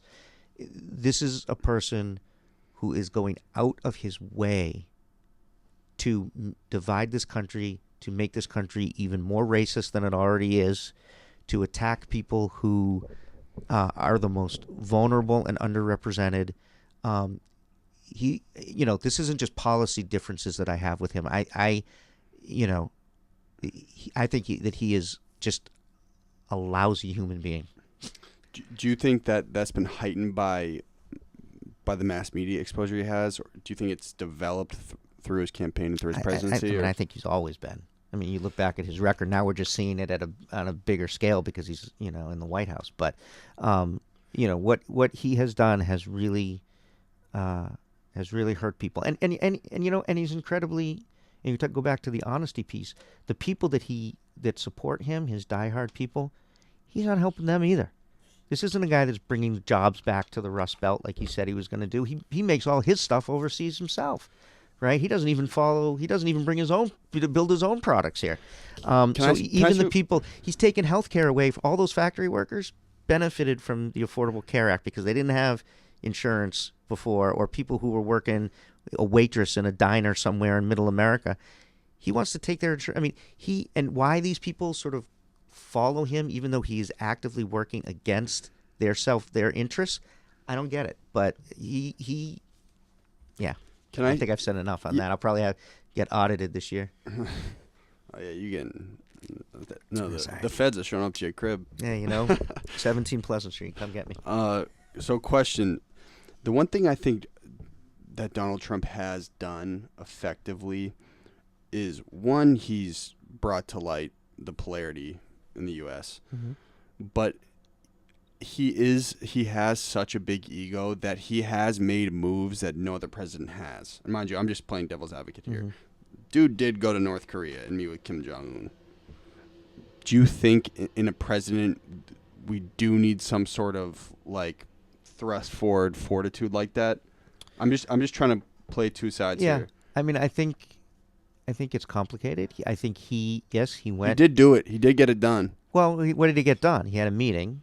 He went face to face with someone who was revered as a villain for years. Right, and I would point out too that when there was talk about Obama doing that, Donald Trump was out there saying it would be a treasonous for a president to meet with a dictator, and here he is doing it. The guy is just a liar.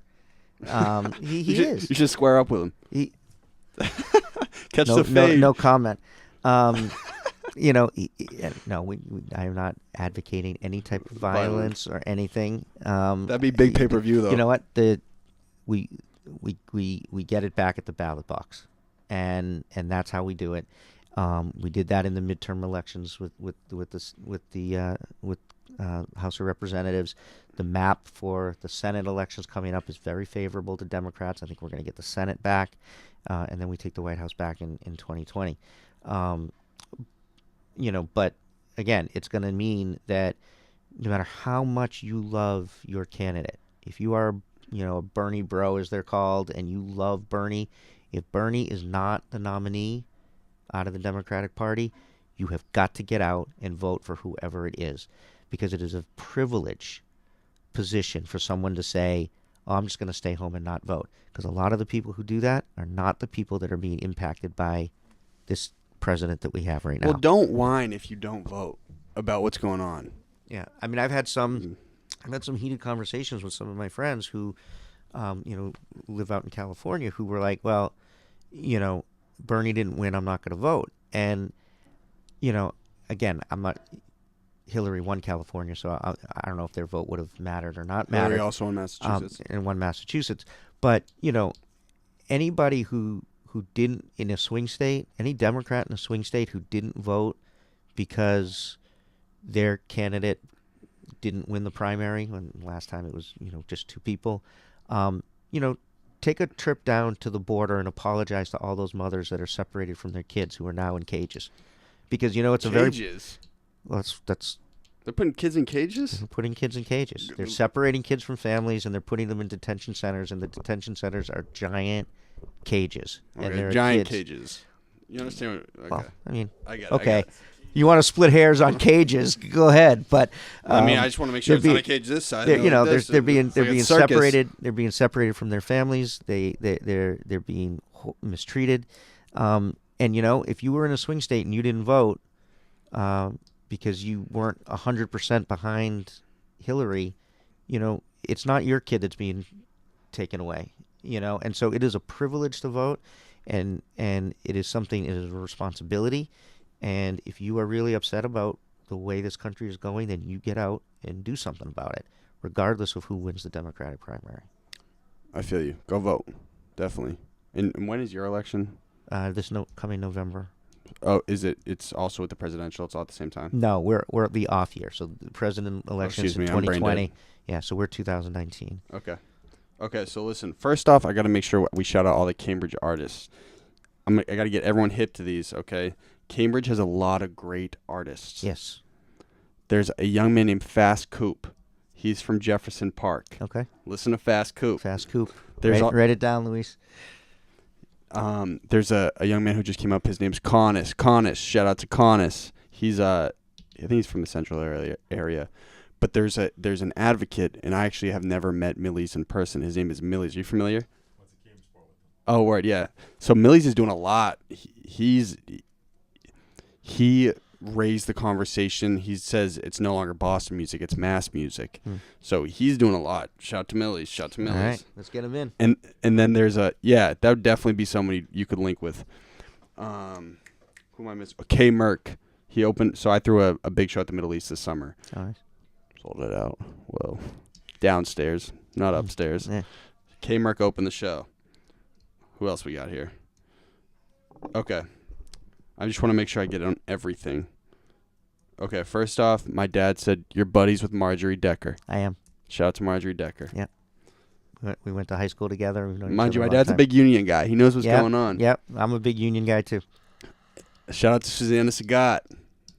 You don't know Susanna, do you? She used to be on the school committee. I never served with her, but Yeah. came on after her. I remember that when the Baldwin stuff went down. Yeah. It was that for the most part. Yeah. I went to Agassiz, Oh, did you? Yeah. which became the Baldwin. Yeah. So here's another question. You guys leave here, right? Just had the best interview of all time.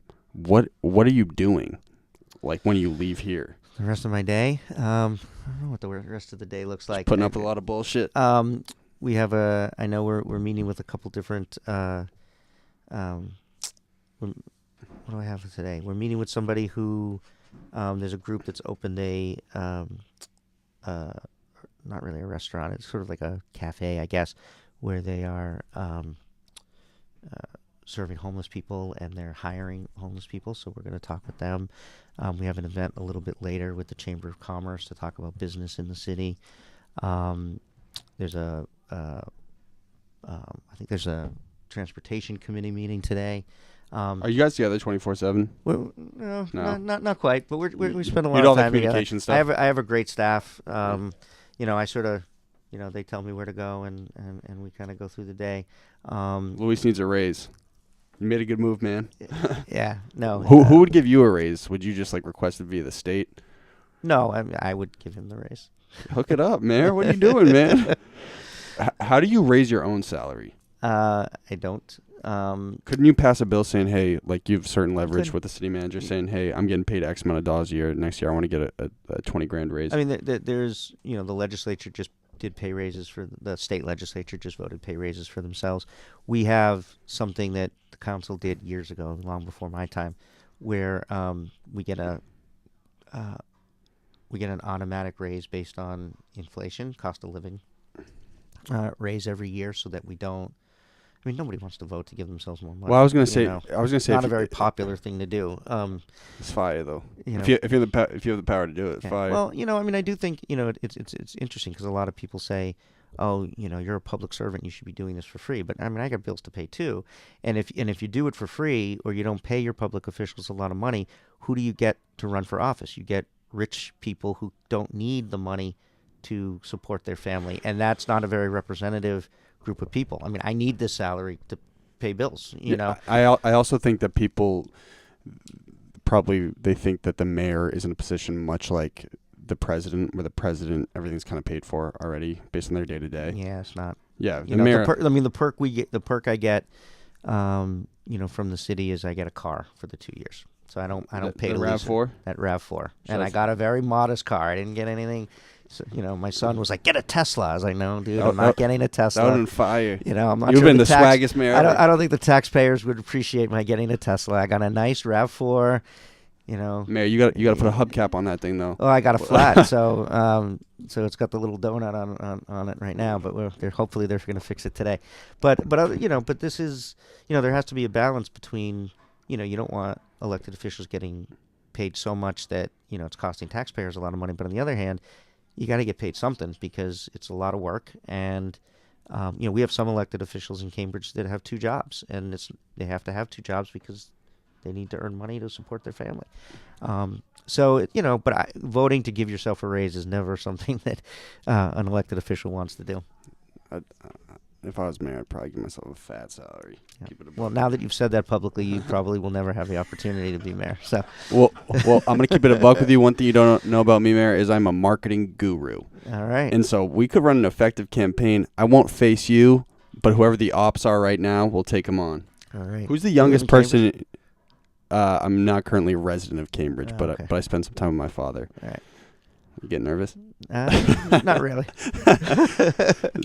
So, how do you run an effective local campaign? Yeah, it's a lot of just hand personal to hand, contact. Right? It's door to door. What you do on social media for it? So, because you are not popping right now. We got to get your stuff up, Luis. His Instagram needs work, man. Yeah, no, my Instagram is not that great. So there's two things. I mean, there's we have a pretty good, I think a very good Twitter feed for the mayor's office. That's not a campaign thing because I can't, there are laws. I can't use my city staff to do campaign activities for me, so I don't do that. So I have a sort of a personal Twitter feed. Kind of like Trump has Marc the president, and then he has the Donald Trump when he spazzes on. Right. So I have at Marc Gov, which is my personal thing, which I put out. You got lucky with the last stuff. name, huh? Yeah. And then we have a Cambridge_mayor, which is the just got official, the shout out. Thanks, bro. Which is the official mayor's Twitter account. So yeah, I mean we gotta so there's certainly social media. There's a lot of door knocking. Visibility is really important. I mean, that name recognition is important. We try to put up a lot of lawn signs so people. Is your face on the sign? No, that's a little too much. I got to be honest with you. I feel like it'd be more effective. I think it'd be a little creepy though. I'm not sure. It's weird enough to drive around the city and see your name all over the place, but looking at my looking at my mug on these signs, it'd be I don't know. But marketing wise, it works. I'm telling you. Yeah, I don't know. Make me a little uncomfortable. I'm just gonna show you what we've done with the Instagram, which has grown a lot, and then we're gonna do it for you too. We put up the face on the side. There's nothing more marketable than a face, man. Yeah. You're gonna have an arrow through your head next. Are you familiar with Avatar? Yeah, that's how we're theming this season. Yeah. So so it's a lot of door knocking. You do house parties. You get somebody. Your dad's a big union guy. Your dad wants to throw me a house party. I'd love to have one there. I'm a big union guy too. What happens at this party? So you invite neighbors, you invite friends to come over. I talk to them. I talk about my agenda, and hopefully That sounds get them boring, to Mayor. commit to. You want to Well, get you the know, bottles could- popping, man. Well, You feel me? sometimes it depends, right? It depends. Sometimes there's some alcohol flowing, and they used to be called coffees, but they're not. It's not always coffee that gets served there. Whoa. And so Mayor's getting loose. so it could be fun. But you do those. It's really about connecting with people, obviously, and especially on the local level. And that's actually one of the greatest parts of it. I mean, I love the door knocking because you meet so many people. And even though I grew up in Cambridge and I feel comfortable in every neighborhood of the city, I still find little nooks and crannies that I'm like, wow, I didn't know this was here. So I love doing that. And that's people, people like to have someone knock on their door. Well, I wouldn't say they always like to have someone knock on their door. But, when they get to meet the person, who's running, I think people appreciate that. So there's one policy I wanted to at least discuss with you before we end about the potentiality of it getting done. So Boston's entertainment market is very small. There's not a lot of money for artists. That's going to happen over time. I think I got really lucky with the show, to be honest with you, because I think in 3-4 years that, much like sports teams in Boston, it's such the camaraderie in the city is so thick that next is entertainment. But I think that in the city, Cambridge specifically, I don't know if this is a state level law, people need to be able to drink later because people want to enjoy music drunk and they want to be able to get a drink whenever they want. How do you pass that, and do you agree with that? So we could, that is a local issue to a large extent. Right now you can't drink past, 11? No. Cambridge bars are 1 o'clock and then 2 o'clock on Fridays and Saturdays. Okay, so it's not terrible. So you can get, you can get a license for 2 o'clock.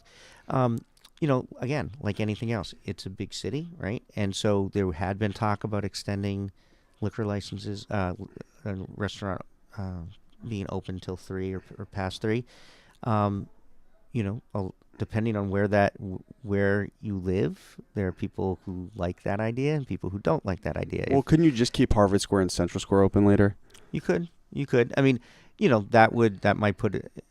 That's a little hard to do because you've got bars and restaurants in Porter and Kendall, and I wouldn't want to disadvantage certain businesses. That's where most of that nightlife. So it's I think you'd have to just level the playing field and make it available to anybody.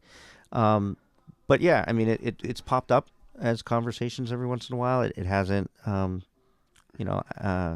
We can certainly explore it. It hasn't been what I'm the saying, top though, of right? my agenda. But yes, how do you? And that would. Maybe that's something the Arts Task Force can actually their next meeting, and I don't know the date off the top of my head, but they're looking at licensing. Could you see that being effective? I would be very surprised if this didn't come up. Okay. Could you see it being effective? Yeah, I think it could. Again, DUIs Cambridge is probably the biggest. Cambridge is a city. We're the 4th largest city in Massachusetts. One of the most densely populated cities, and people love living in Cambridge for all the things that cities bring. Mm-hmm. But then they're like, oh, but yeah, can you shut everything down at 8 o'clock because that's when I go to bed? Doesn't really work that way. So I think it's certainly something worth exploring. You're talking about an hour difference. The benefit of that to the arts community and to the businesses, the restaurants, is probably far greater than the inconvenience it would be, to people who live around. I live right in the middle of Central Square. I get people walking by in the summer. My windows are open, and when Kids the are bars, tossed, when man. bars get out, I kind of enjoy it. I hear all kinds of really You're hysterical crazy, man. things. You like the chaos. You gotta like the chaos to be the mayor, right? I love living in the city, and I grew up in Central Square. I live in Central Square. I think it's great, and I certainly wouldn't off the top wouldn't be opposed to it. No. Okay. Also, weed. So if we do that, you got to come in and testify as to why it's a good idea. Well, I think me and you we'll just go get loose at a bar one night. We'll bring. Yeah, well, those days for me are gone. I hate to tell you. Yeah, all right, man. You're dealing with a lot of stress. So weed.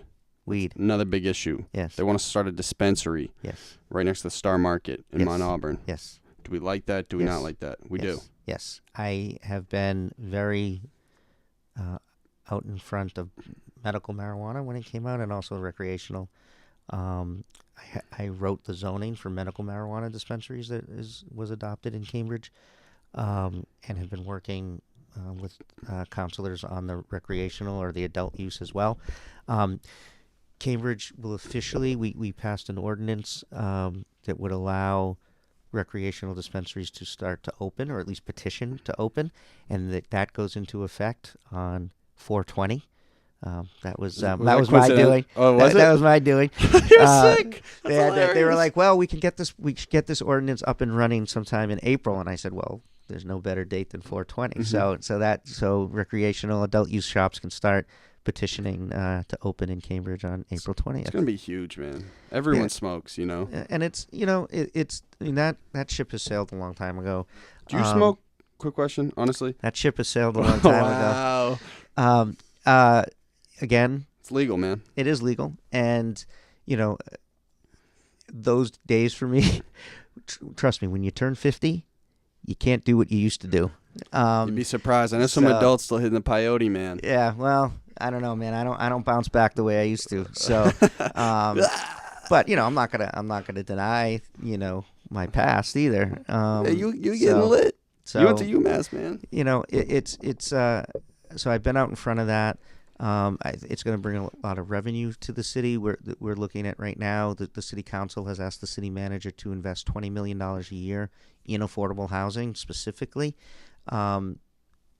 and without raising property taxes, which You got bring in more business too. So Yeah. I'm pushing to allocate 1% of our Airbnb tax, which we're now allowed to tax, and 1% of our adult use marijuana tax to go specifically to affordable housing. That will get us close to where we want to be. And See, there's some other that's what things we kids are can going to do. understand after listening to this. So- they get that. So this is going to be a great revenue stream, and I want to make sure it goes to things that services that are really going to help the underserved. We're looking a lot at the equity applicants to make sure that we are prioritizing communities and individuals who have been negatively impacted by the war on drugs to help them get their businesses up and running. It's very hard because it's really expensive to open a pot shop. I mean, it's not. Yeah, there's a The lot of shit you gotta requirements. pass I mean, through. all the red tape and the requirements, and it's very, very difficult. You need a lot of money. You'll be there at the opening though if that one opens in the Star Market, right? I will, and I've met with them, the two young men from Cambridge who I want to get who them wanna up here. open That'd it. be great. Yeah, no, you should get them in. So, those will be coming, and I think that's a good thing, and I worked hard to help make that happen. Fire, literally. So, quick little blip. What are your favorite restaurants in Cambridge? Favorite restaurants in Cambridge. I go to ABC Pizza in Central Square almost every day. It's a little pizza shop. I know, I'm aware of it. you It has do the it. blocks, right? Yeah. Yeah. So I've been eating there since when they opened in 1972. Do they have a Mayor Pizza yet? Do they have a Mayor McGovern No, slice? they don't, man. They need a Mayor McGovern Yeah. sub. Yeah. I gotta work on them. That That'd be fire. again, a lot of the Phoenix Landing in Central is awesome. That apparently is the only Liverpool bar in. Yep. My son is a big Liverpool fan. He goes I'm there. a Liverpool fan too. They have great chili. I'm not a big bean eater. They have chili without beans. It's really good. A big bean. Beans and coffee don't do it for me. What can I tell you? So Phoenix Landing I go to a lot. Armando's Pizza in West Cambridge Shout I out to go to a Armando's. lot. And rest in peace to Charlie's. Mr. Armando. He passed away. Yeah, that was a big loss. Charlie's Kitchen in Let's Harvard go. Square. You been to Charlie's yet? I'll take you after. You gotta go to Charlie's. Burgers smacking. Yeah, double cheeseburger special, fries, no salad. Someone said they didn't like it because it's very claustrophobic, but I think it's part of the intimacy. It's part of the charm. I mean, it used to be, people talk about Durgan Park that just closed and how the waitresses were like, really tough. And I mean, Charlie's used to be like that. And You familiar with Patty's and the Cut? I love Patty's. I'll bring you over to Patty's, man. Yeah, I love Patty's. Elizabeth Warren loves Patty's. I've never seen her over Yeah, there, and she man. goes there all the time. She's never She there. does. She does. My dad is there. Yeah. You feel me? Yeah, I was just there. There was a memorial for a woman who passed away who was good friends with Ruth. With Ruth. And that she held a memorial. I was just there last week. You You like So- Mama Goose? I do like Mama Goose. Honey mustard chicken finger subs kill you, right? Fire, bro. Yeah. Mama Goose, So, cut that I mean, check. hey, there's no shortage of good restaurants in Cambridge. My my diet tends to lean more towards like burgers and meat, and The fun I'm stuff. not sort of the stereotypical sort of vegan Mm-hmm. Cambridge guy. I'm not a big vegetable eater. I'm trying. It's not- I know I'm getting old now. I got to take better care of myself. You should try I like fasting. Frank's Steakhouse. Oh, you Frank's know. is beautiful. That's why I watched the Red Sox win the World Series. Oh, is it Yeah, the first one? the most recent. Most recent. Yeah. Actually, no. Frank's is where we had Thanksgiving that one time. The S&S. Like, looked like a retirement home kind of. There was like mad old people. Yeah, it was crazy. Yeah.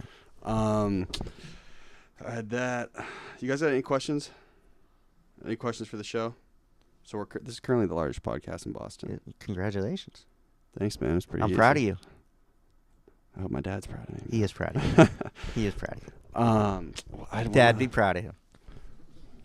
You should talk with Dave. That'd be great. Getting with the unions, man. I am very much in with the unions. I think unions have been the backbone of the middle class of this country. I think they're under attack nationally. Who I'm reps doing you? IBW reps you? IBEW. I've been endorsed by IBEW, carpenters, painters, bricklayers, SEIU. What local 888? 888 as well as 32BJ. Unite Here, Local 26. And what I do is You gotta look for that Nage backing, man. there's a lot. I don't just file a policy order saying that we should support unions or this. I mean, I march. I go to I get down. Right down in it. Because I saw think it's you important. you were at the MIT rally for custodians or I was at security the guards. MIT rally for custodians. I marched there. I was really when there was when a union was trying to be formed at the DoubleTree Hotel, which is owned by Harvard. It's a Hilton now, right? Isn't it Hilton property? Yeah, I think it's Hilton manages it. Yeah, but Harvard owns it, and they were trying to form a union, the housekeepers and other workers in the building, and they were being denied the right to take a vote. I marched those picket lines with them. I went in and met with the president of Harvard and others.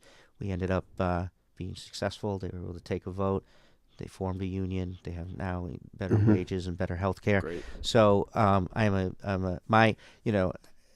my great grandfather came here from Italy when he was about 17 years old, and he, I often say that he probably wouldn't be allowed in this country under the current administration. He had no marketable skills. He had no formal education. He was grew up on a farm. But he came here. Did everything from digging graves to working in grocery stores, was able to build up some equity, was able to buy into some property in the North End when the flu epidemic broke out in the North End and babies were dying. He moved to Cambridge and bought the house that we now live in for 100 years. But he wasn't able to actually make that move until he became a union iron worker. Yeah. And so every day that I go home, my kids, his great-great-grandchildren, fifth generation, get to live in a house that we could not afford to live in, either by rent or to buy, today because of my great-grandfather and because he was a union worker.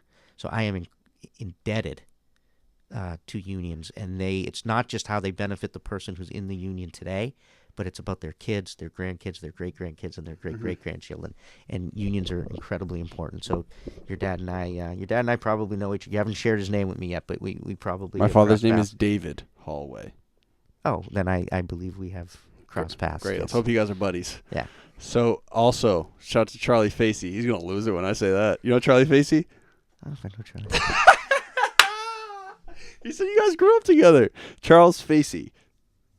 Dude, he's so full of it. I'm not the best with names, so no. It's possibly it's true. I got to see a picture. You got to show me a picture of him. He grew up in Cambridge. or Far something. better with faces than I am with putting Yeah. names to it. So. Yeah, no worries. Also, I I know Charles very well. Yeah. Yeah, we have Thanksgiving together. You guys are besties. That's wild.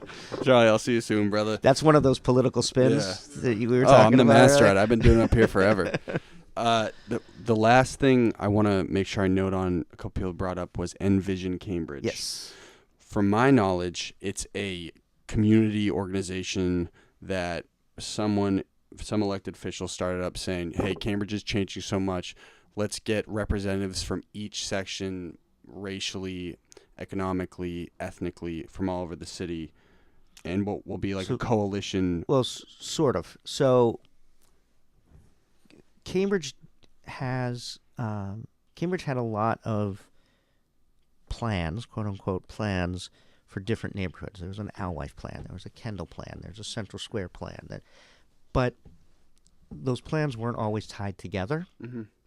And so, for example, if a building was being built in Kendall Square, they would do a traffic study on the impact of this building on traffic in Kendall Square. But they didn't look at Central Square, which is right next door to it, right? And Mass Ave and Main Street go right through both Central and Kendall. And so there wasn't a citywide master plan, it's called. And so 5 years ago, we made a request of the city manager to hire a consultant to come in and just do a citywide planning process and really look at a number of issues across the city, how they interrelate with each other. You know, what's the vision of the whole city, not just this part of the city. So they went out. There were bids that were put out. Untitled is the name of the company that got the contract.